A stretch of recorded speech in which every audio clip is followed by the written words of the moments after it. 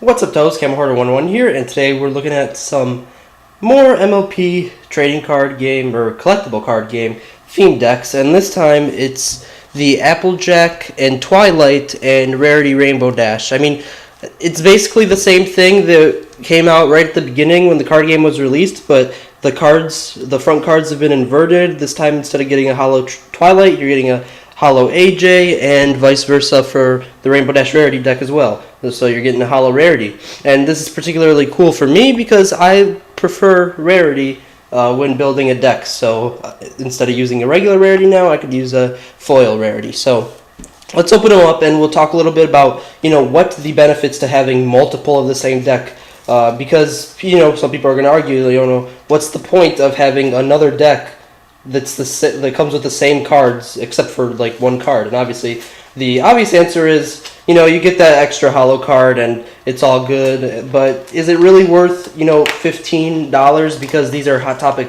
exclusives at the moment, and it's going to cost you a little bit more than the regular $10 because Hot Topic's all about the brand, so everything you get there is like at least 50% more expensive. So it's kind of annoying, but you deal with it, especially when it's an exclusive. Obviously, Funko does a lot of exclusive stuff with their vinyl figures and all that at Hot Topic. But anyway, here's the hollow Rarity card. I mean, everything is the same about it except that it's hollow, and then on the back side it's still regular, just like the hollow Rainbow Dash and the hollow Twilight and all the other cards. The back side, or the start side, is regular while the back side gets hollowed. So Rarity, I mean, if you know the game, you know what she does. She's an epic card. Some might argue that she's overpowered, but after going to the MLP trading card tournament, talking to some of the Interplay reps, they really don't believe anything is overpowered. It's just how you use it. They don't plan on making any bans lists or anything. So, and it'd be kind of mean to, I'm not mean, but it'd be just kind of like wrong to ban a whole entire main character, because then that's like so many cards that are going to get like banned by default because you can hardly play them without Rarity. So anyway, you got Rainbow Dash. She's not hollow, so technically, I mean, this is a new card too, because on the checklist it's a separate card, one that's hollow, one that's not hollow. And let's get into those benefits of why would you want two of the same decks. So first off, you have this whole other deck now. You start with two main pony cards, and you can only use one at a time. So now you can build two separate decks with the same cards, just with a different starting pony. So you can see how the strategy like drastically changes when you're starting with Rarity versus when you're starting with Rainbow Dash. Because Rarity, her sort of thing is setting up for face-offs. You have that inspired effect, which lets you look at the top card of your opponent's deck every turn and move it to the top, or keep it at the top, or move it to the bottom. So if it's a really high value card or something that you think is going to help them, you want to move it to the bottom. If it's just a really basic card, keep it at the top. But the thing is, sometimes they might need those basic cards, so you have to think of where you're at in the game. Plus, she's really easy to flip because all you have to do is score at least 2 points at a problem, and that can be done at your first problem if you're the first one to solve it. So a lot of Rarity's strategies and boosting revolves around being the first person to solve a problem. So you really have to rush, put your players at that problem, and go from there. So that's how I picked up traction in the card tournament, and I'll talk about that in a different video because I want to talk specific strategies and how I used my specific deck. Anyway, so the first thing is you can have multiple decks. Second thing is you don't have to wait around booster packs to get certain cards. You know what cards are in these decks, and if we're talking Holly Dash right here, she's an amazing card. She's probably one of my favorite cards that are given in the theme decks. So what she does is whenever you move her to a problem, she takes someone with her for free. So the combo is Holly Dash and a boosted Rarity. So you move Holly Dash for 2 action tokens, you bring Rarity, so you're saving 2 action tokens, and you've already got 4 Rainbow power and then 3 Rarity power at any problem, which is almost enough to solve any of them. So that's a pretty kick-ass strategy, I'd say. And then you can just keep moving back and forth, and it's awesome. And there's a bunch of cards that for the opponent, if they gain so much power based on how many cards you have at the problem. And since Holly Dash and Rarity are a kick-ass combo and it's only 2 cards, they're not going to be getting as much power from cards like that. I believe Spring Forward is a card that does that, and that was definitely a card that sort of gave me trouble in the tournament at points. And Jetstream is also a good card. During face-off, she gets +2 power. That's definitely, +2 is almost invaluable during a face-off, especially if it's very neck and neck, or even if they're overpowering you a little bit. And I mean, there's other stuff that'll help you. There's effect cards in here that, you know, lets you redraw if you get a 1 during a face-off. There's just a bunch of other cards, and I'm not going to go through every single one, but point is, you get more cards at your disposal because you only get 2 Holly Dashes a deck, but it might be to your advantage to possibly have 3 in your deck because the rules say that you can only have 3 of every character. There's no limit on your deck size, but you want to keep it low so you can actually start drawing the cards that you want. But 3 Holly Dashes is not a bad idea because, I don't know, you have a better chance at drawing one. Like, one of the times I played, I drew both my Holly Dashes in the original draw, like, when we started the game. So that's definitely, like, something you want to happen. I mean, you want to get at least 1 very quickly so you can start setting up for that.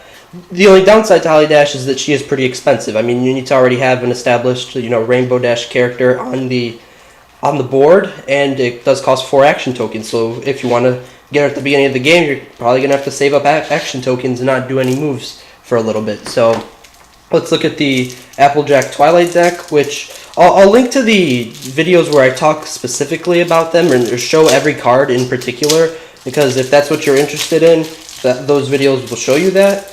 But these ones are really just talking a little bit more about strategy and the benefits of having multiple cards. So, because coming from a, you know, collectible, or I don't know what the other one was called, the trading card, just the one that isn't playable but you just collect, you know, all you really need is 1 card of each. Here you might need 3 cards of each, and it's much more, it's a different formula than a collectible card or a trading card series. I don't know, but you know what I'm talking about. So again, Applejack not hollow on the start side, is hollow on the boosted side.